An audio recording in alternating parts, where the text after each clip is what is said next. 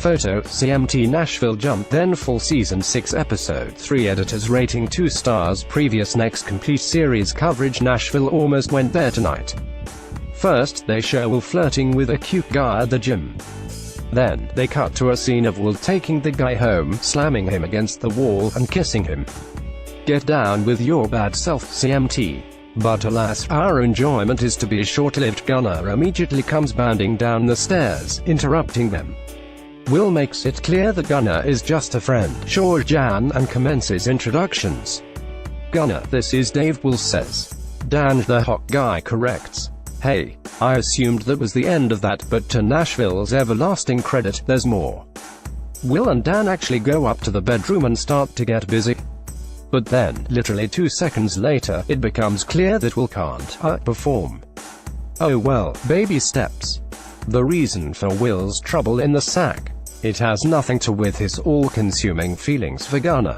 Instead, it's because he's upset that Zach is moving back to California to pursue a senatorial bid. I'm as baffled as you are, also, because he's about to be featured in his very own after-school special about the dangers of steroids. 2 thoughts on this one. At least it's not testicular cancer, which is what I first feared when the doctor came back with his test results. 2. Is anyone actually interested in this storyline? We want Wanna, Gil, Wilner, and we want it now. Okay, I just need to circle back on this whole Zach running for Senate thing. What the hell? The polls look good, he claims. Really, Zach? Cause it kinda seems like you've been living in Nashville for the past year. Carpetbag much. I'd say that no one would ever vote for an obnoxious, emotionally unbalanced rich person with no political experience, but, well, sigh, so Will pays Zach a visit at Highway 65 and actually apologizes for the time he sided with his friends and label mates over Zach. That is some bullshit right there. Will has absolutely nothing to apologize for. Anyway, their conversation is pained and sad, but at least they part on fairly good terms. Meanwhile, Deacon and Jesse are still dithering on about whether or not they should be in a relationship. They're spotted having coffee together by Daphne, and she somehow immediately deduces that the friendship has transitioned into a romance. Like, weren't Deacon and Jesse the kind of friends who had coffee before they began dating? I didn't see them playing footsie under the table, so this does not pass the smell test. Naturally, Daphne is upset, which makes Deacon upset, so he blows off Jesse. Then she blows him off out of spite. So I guess we're doing this again.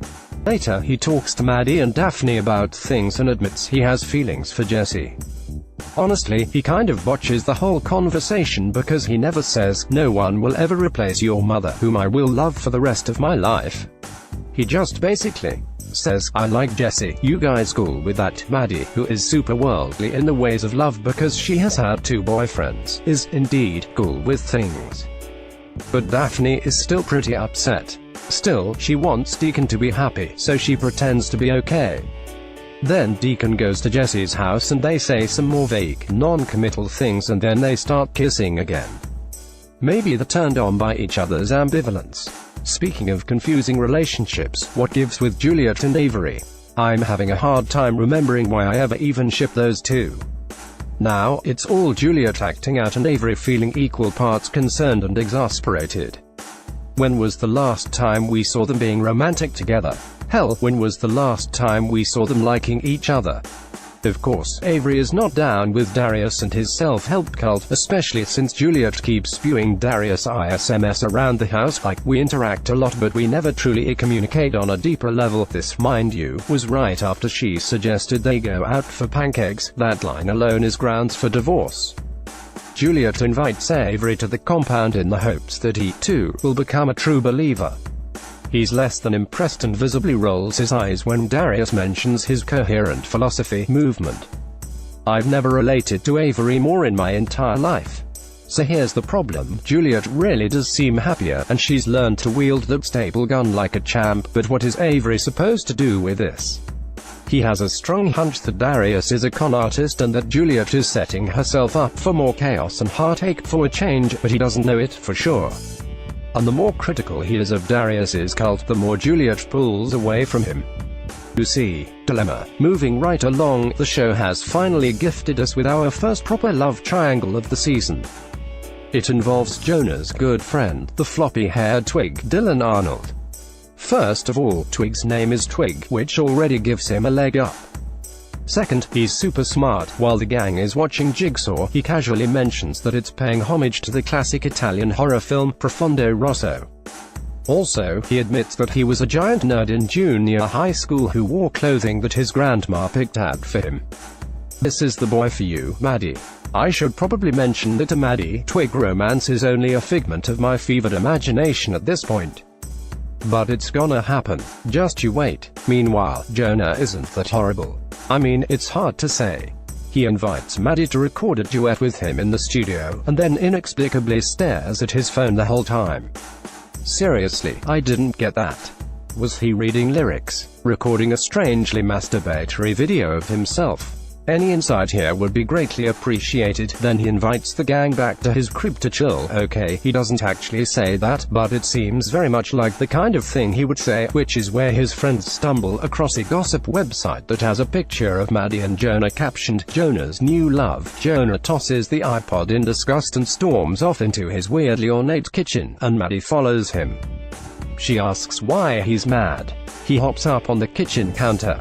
"I'm not mad, I just hate these stupid distractions, especially when they get in the way of me trying to know a really cool girl." She hops up next to him. "Will you still think I'm cool if I watch the rest of Jigsaw like this?" she says, putting her hands in front of her face.